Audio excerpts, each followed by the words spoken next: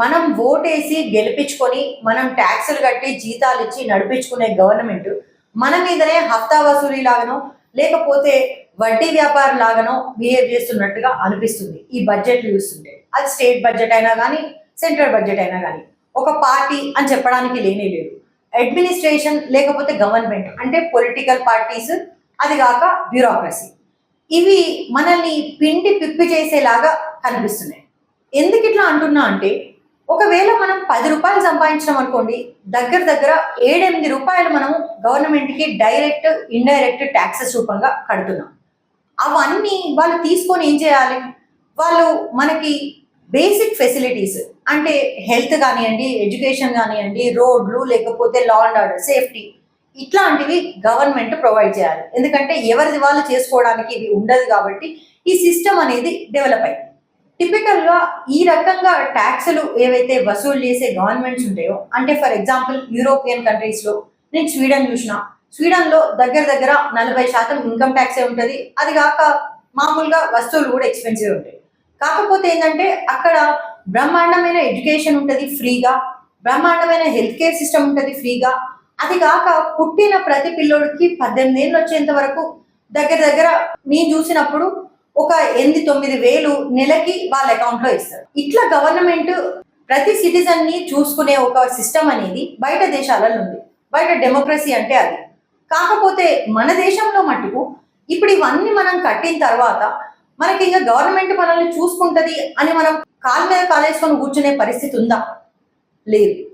మనం ఏమున్నా ఎంత ఎంత ట్యాక్సులు కట్టినా ఏం చేసినా కూడా మనది మనం, అంటే మన పిల్లలకి ఎడ్యుకేషన్ మనమే చూసుకోవాలి. మనం రేపు పొద్దున ఎవరికైనా ఆరోగ్య సమస్యలు వస్తే హెల్త్ ఇన్సూరెన్స్లు కట్టుకోవాలి. అది కాక ఇంతో అంతో వెల్త్ ఎనకేసుకోవాలంటే కడుపు కట్టుకొని సేవింగ్ చేసుకోవాలి. ఆ సేవింగ్ చేసుకొని దాన్ని ఎక్కడన్నా ఇన్వెస్ట్మెంట్ చేసాం అనుకోండి, ఇవాళ గవర్నమెంట్ దాంట్లో కూడా అప్రిషియేషన్ అనేది లేకుండా తీసుకోవడం జరుగుతుంది. ఇక అది కాక పోనీ ఇంత దూరం ఆలోచించిన అవసరం లేదు, వెల్త్ అనేది చాలా దూరం విషయం. కాకపోతే కడుపు నిండా తిండి తినే అవకాశం కూడా తగ్గిపోయింది. మనం చూస్తుంటేనే పాస్ట్ 10 yearsలో పప్పులు ఉప్పుల కాడ నుంచి ప్రతి దాని రేటు విపరీతంగా పెరిగింది. అట్లా జీతాలు పెరుగుతున్నాయా? పెరగట్లేదు. పోనీ జీతాలు వచ్చే వాళ్ళ సంగతి పక్క పెడదాం, అసలు జాబ్లే లేవు. అసలు అంటే సంపాదనే లేని మనిషి తిండి తినకుండా ఊరుకోమంటారా? పోనీ ఒక స్కిల్డ్ హార్డ్ వర్కింగ్ సిటిజన్ ఈ దేశంలో సంపాదించుకునే అవకాశాలు చాలా చాలా తక్కువ. అంటే వాళ్ళకి ఈధర్ వాళ్ళ పేరెంట్స్ నుంచి వచ్చిన ఆస్తి కానివ్వండి, లేకపోతే ఇంకెక్కడి నుంచి అయినా ఒక క్యాపిటల్, అంటే ఏంటంటే ఇంత ముద్దకు ముద్ద ఒక అమౌంట్ రెడీగా ఉంటే తప్ప వాళ్ళు నిజంగా దాన్ని ట్రాన్స్లేట్ చేసుకొని దాన్ని వాళ్ళు ఒక లైవ్లీహుడ్ కిందనో లేకపోతే ఒక ఆస్తి కిందనో కన్వర్ట్ చేసుకునే అవకాశం అనేది మన దేశంలో అసలు లేనే లేదు. మన దేశంలో ఆలోచించడము అనే దాన్ని డిస్కరేజ్ చేస్తూ ఉంటారు. ఏంటంటే నువ్వు తలదించుకొని చెప్పిన మాట విని పని చేస్తే చాలు. అందుకే మన దేశంలో సర్వీస్ ఇండస్ట్రీ అంటే ఏంటంటే పని చేసుకోవడం అనేది మాత్రమే. ఇప్పుడు ఇవాళ రేపు అంతో ఇంతో సంపాదన రావాలంటే ఏదో ఒక పని చేయాలి, ఆలోచించడానికి అసలే వీల్లేదు. చెప్పిన మాట విని ఎవరైతే వాళ్ళు అక్కడ బాస్ ఉంటారో వాళ్ళు చెప్పిన మాట విని మనం ఆ పని చేసుకుంటే అంతో ఇంతో నిలబడి ఆ ఒక ఏడాదో 2 ఏళ్ళు అక్కడ ఉండి జాబ్ చేసుకునే అవకాశం అనేది ఉంటుంది. ఆ జాబ్ తోటి పోనీ నిజంగా ఆస్తులు కూడా పెట్టుకునే అవకాశం లేదు. జస్ట్ సర్వైవల్ అంటే రోజు రోజు బతకడం అనేది నడిచిపోతుంది. అది చిన్న జాబుల దగ్గర నుంచి అంటే ఏ లెవెల్కి ఆ లెవెల్కి అట్లనే ఉన్నది. బ్రిటిష్ కాలంలో మనము బానిసత్వం చేసినాము అని చెప్పుకుంటారు. ఇవాళ కూడా మనము ఒకలాంటి బానిస బతుకులు బతుకుతున్నట్టే లెక్క. ఎందుకంటే మన దేశంలో రీసెర్చ్ అంటే ఏంటంటే మన తెలివితేటల మీద ఆధారపడి ఏమైనా కనిపెట్టి దాన్ని క్యాపిటలైజ్ చేసి, అంటే అమెరికాలో జరిగినట్టుగా ఇక్కడ జరిగే అవకాశం అనేది లేనే లేదు. ఎందుకంటే మనకాడ ఎడ్యుకేషన్ సిస్టమ్ మీద కానీ లేకపోతే మన సిటిజన్స్ మీద మనం ఇన్వెస్ట్ చేయడం అనే సిస్టమ్ అనేది లేనే లేదు. ఇప్పుడు స్వీడన్ ఎగ్జాంపుల్ చూసినాం. అక్కడ వాళ్ళు ఎడ్యుకేషన్ ఇచ్చి హెల్త్ కేర్ ఇచ్చి, అంటే ఒక మనిషి ఆరోగ్యంగా ఉండి వాళ్ళకి తెలివితేటలు రావడానికి ఎడ్యుకేషన్ సిస్టమ్ ఉంది. వాళ్ళు 18 సంవత్సరాల వరకు బయటకు వచ్చేసరికి వాళ్ళు ఏదో ఒకటి చేసుకోవడానికి ఒక ఇన్వెస్ట్మెంట్, అంటే ఏంటంటే వాళ్ళు పేదరికం అంటే దినదిన గండంలాగా రోజుది రోజు చూసుకునేటట్టు కాకుండా ఒక ఇన్వెస్ట్మెంట్ అనేది గవర్నమెంట్ వాళ్ళ సిటిజన్స్ మీద చేస్తుంది. అట్లా చేస్తే సిటిజన్స్ కూడా వాళ్ళ గవర్నమెంట్ మీద నమ్మకం ఉంటుంది. వాళ్ళు ఏదైనా చెప్తే ఏదైనా రూల్ పెడితే అది ఫాలో కావాలి అనే ఒక ఆలోచన ఉంటుంది.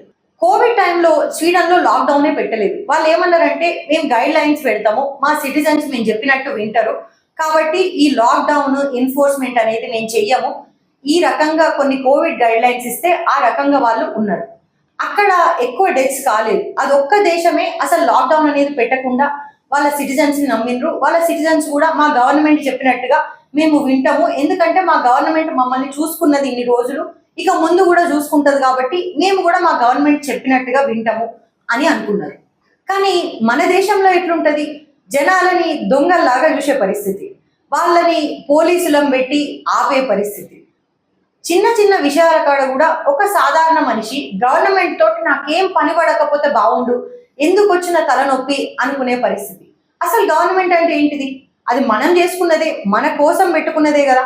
కానీ చాలా మందికి అట్లా అనిపించదు. గవర్నమెంట్ అంటే భయం అవుతుంది, అక్కడికి పోవాలన్నా భయమే, దాంతో పొరపాటున ఏదైనా పని పడ్డా భయమే, ఇక్కడ నుంచి పారిపోతే బాగుండు. అంటే అవకాశం ఉన్న ప్రతి మనిషి ఈ దేశం నుంచి ఏ గల్ఫ్కో లేకపోతే అమెరికాకో యూరప్కో ఎక్కడికైనా పోయి ఉంటాం, కానీ ఇక్కడ మాత్రం ఉండద్దు అనే పరిస్థితిని మన గవర్నమెంట్లు రోజు రోజుకి కల్పిస్తుంది.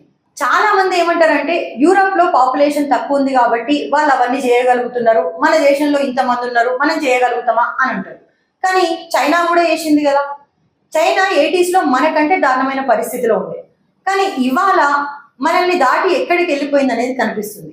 మన దేశంలో 140 కోట్ల జనాభాకి మనము ఒక $50 బిలియన్ రీసెర్చ్ అండ్ డెవలప్మెంట్ లో పెడుతున్నాం. అదే అమెరికాతో కంపేర్ చేసుకున్నాం అనుకోండి, అక్కడ వాళ్ళకున్న 40 crore పీపుల్ కి వాళ్ళు 600 బిలియన్ పెడుతున్నారు.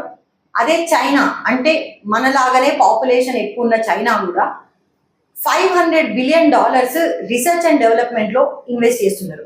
రీసెర్చ్ అండ్ డెవలప్మెంట్ అంటే ఏంటిది, యూనివర్సిటీస్ లో చదువుకునే వాళ్ళు కొత్త ఆలోచనలు కొత్త ఐడియాల మీద పరిశోధన చేసి కొత్త కొత్త వస్తువులను కానీ లేకపోతే కొత్త కొత్త టెక్నిక్స్ ని కానీ కనిపెడితే జనాల లైఫ్ స్టాండర్డ్స్ అనేది ఇంక్రీజ్ కావడానికి ఛాన్స్ ఉంటుంది. అట్లాంటి ఒక పరిస్థితి మన దేశంలో ఎంత కనిపిస్తుంది. ఒక నిజంగా తెలివి ఉన్న మనిషి వాళ్ళు ఏదన్నా రీసెర్చ్ చేయాలన్నా, ఏదన్నా డెవలప్ చేయాలన్నా, లేకపోతే ఒక బిజినెస్ పెట్టాలన్నా మన దేశంలో ఆల్రెడీ నీ కాడ పైసలు ఉంటే తప్ప నువ్వు చేయడానికి లేదు. నీ కాడ పైసలు లేకపోతే నువ్వు ఏదో ఒక కంపెనీలో జాయిన్ అయ్యి వాళ్ళ కింద వాళ్ళు చెప్పిన పని చేస్తూ ఉండాలి. రీసెర్చ్ అండ్ డెవలప్మెంట్ అంటే మెయిన్గా అది ఎడ్యుకేషన్ కిందకే వస్తుంది. ఆ ఎడ్యుకేషన్ బడ్జెట్ అనేది దేశంలో కానీ రాష్ట్రంలో కానీ చూస్తే మనకి నవ్వొస్తుంది. అసలు ఇంత దారుణంగా ఉంది అనిపిస్తుంది. బ్రిటిష్ వాళ్ళు వచ్చి మన మీద రాజ్ చేసి మన దేశంలో ఉన్న రిసోర్సెస్ అన్ని ఇక్కడ నుంచి తీసుకుపోయి వాళ్ళ దేశంలో పెట్టుకుంటున్నారు అని స్వాతంత్రం కోసం మనం అందరం పోరాటం చేసినాం. ఇవాళ ఏం జరుగుతుందంటే సేమ్ అదే. కొన్ని బిజినెసెస్, కొన్ని ఇంటర్నల్ అంటే వాళ్ళు గవర్నమెంట్ లో ఉండడానికి, పవర్ లో ఉండడానికి ఏవేవైతే అవసరమో ఆ వాటి మీద మాత్రమే గవర్నమెంట్ ఇన్వెస్ట్ చేస్తుంది. ఫర్ ఎగ్జాంపుల్ బిజినెసెస్ కి లోన్ వేవర్స్ తీసుకోండి, లేకపోతే రోడ్లు, లేకపోతే రైల్వేలు, ఇవన్నీ ఏవైతే బ్రిటిష్ వాళ్ళు కూడా కట్టిండ్రు, ఇప్పుడు గవర్నమెంట్లు కూడా కడుతున్నాయి. తేడా అనేది ఏం లేదు పెద్దగా. అప్పుడు వేరే దేశం వాళ్ళు బాగుపడ్డారు కొంతమంది, ఇప్పుడు మన దేశంలో ఉన్న కొంతమంది బాగుపడుతున్నారు.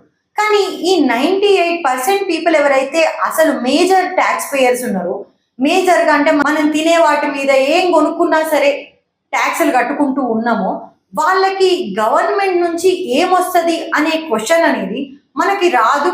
ఒకవేళ వచ్చినా కూడా మనం మళ్ళీ రేపు పొద్దుగా లేచి కర్మ అనుకుంటూ ఏదో ఒక పని జాబ్ చేసుకోవాలి కాబట్టి ఆ జాబ్కి వెళ్ళిపోతా ఉంటాం. ఇందుకే ఓటేసే వాళ్ళ సంఖ్య కూడా తగ్గిపోతుంది. చాలా మంది ట్యాక్స్ ఎట్లా ఎగ్గొట్టాలి అని చూస్తున్నారు. బ్లాక్ మనీ అనేది ఇంక్రీజ్ అవుతుంది. దేశం వదిలిపెట్టి వెళ్ళిపోతున్నారు జనాలు. సిటిజన్షిప్ వద్దు అనుకుంటున్నారు. ఇప్పుడు చాలా మంది ఏమంటారంటే యంగ్ జనరేషన్ కి దేశం మీద ఏం పట్టింపు లేదంటారు. ఎందుకు ఉంటుంది పట్టింపు? ఇట్లుంటే ఎందుకు ఉండాలి అసలు పట్టింపు? ఈ స్టేట్ బడ్జెట్ సెంటర్ బడ్జెట్ చూసిన తర్వాత నాకు వచ్చిన కోపం ఇది.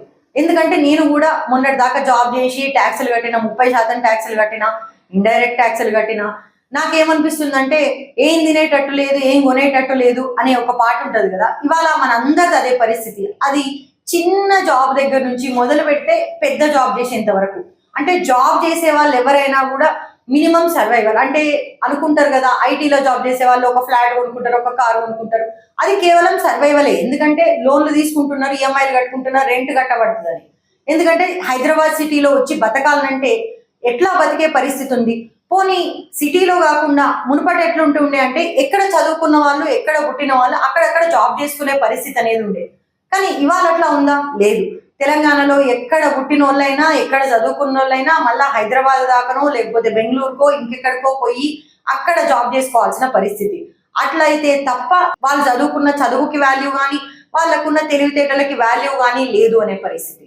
అట్లాంటప్పుడు సిటీలో బతకాలంటే ఇంకా ఎక్కువ డబ్బులు అవుతుంది. సో అట్లాంటి పరిస్థితి ఈ దేశంలో అందరికి ఉంది.